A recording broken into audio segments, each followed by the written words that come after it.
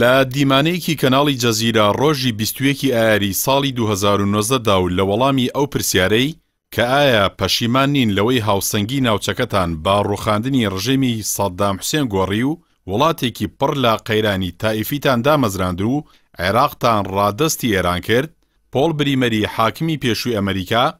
ڕایگەیاند نەخێر پەشیمان نین چونکە کۆتاییمان هێنا بادەسەڵاتی هەزار ساڵەی سوننە لە عێراق لە سەردەمی عەباسی و عوسمانی و بەریتانیەوە تا ئەمڕۆ ئیدانەی بەز نەبوو دەبوو بیگۆڕین، وەکو ئەوەی لە دوای 2023ەوە دەرکەوتووە بەردەوام بە ڕێکەوتنێکی ڕانەگەێنراوی ئەمریکا و ئێران حکوومەتی عێراق پێکێنراوە. بەڵام لە دوای هاتنی ترامپ و پاشەکشەی ئەمریکا لە ڕێکەوتنامەی ئەتۆمی 5 کۆیەک سەرەتای ململانەی هەردوو وڵات لەسەر گۆڕەپانی عێراق ئاشکرا بوو، بە تایبەتی واژۆکردنی ڕێکەوتنامەی نێوان عێراق و چین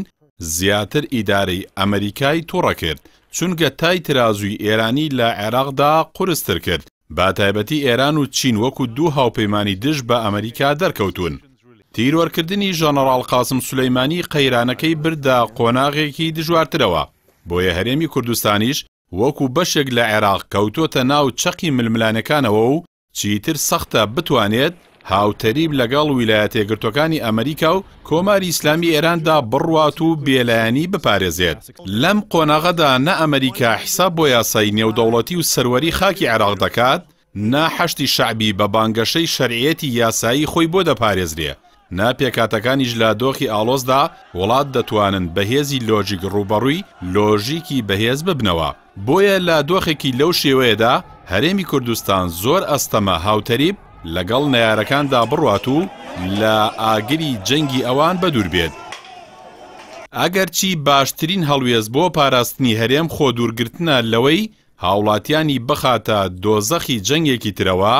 کە دوجار جگە لە خوێن و فرمێسک چیتری دەست ناکەوێت. هەمیشە زلهێزان هەوڵیان داوە لە قۆناغا جیاوازەکاندا کارتی خەباتی خوێناوی گەلی کورد بۆ بەرژەوەندیەکانیان بەکاربێنن، وەکو ئەوەی لەگەڵ شۆڕشی ئەیلولدا کردیان و با پێی راپۆرتی لیژنەی پایگ لە کۆنگرێسی ئەمریکا دەرکەوت ویلایەتە یەکگرتووەکان کارتی کوردیان بۆ بەرژەوەندی شای ئێرانی هاوپەیمانیان بەکارهێناوە و دوای ئەوەی ڕێکەوتنامەی جەزائیر واژۆکرا کوردەکانیان بە بێ پشتیوان هێشتەوە. ڕاستە هەرێمی کوردستان لە دوای کۆڕەوی ملیۆنی ساڵی 91 با بڕیاری 680 ئەنجومەنی ئاسایشی نێودەوڵەتی پارێزراوە، بەڵام لە دوای 2023 و سەرهەڵدانی بەهاری عەرەبی لە ناوچەکەدا زۆر جار هێزە ناوچەی و جیهانیەکان هەوڵیان داوە کارتی کورد لە گشت پارچەکان بۆ بەرژەوەندی جەنگەکانیان بەکاربێنن. بۆیە لەم قۆناغەدا هەرچەندە زۆر سەخت و دژوارە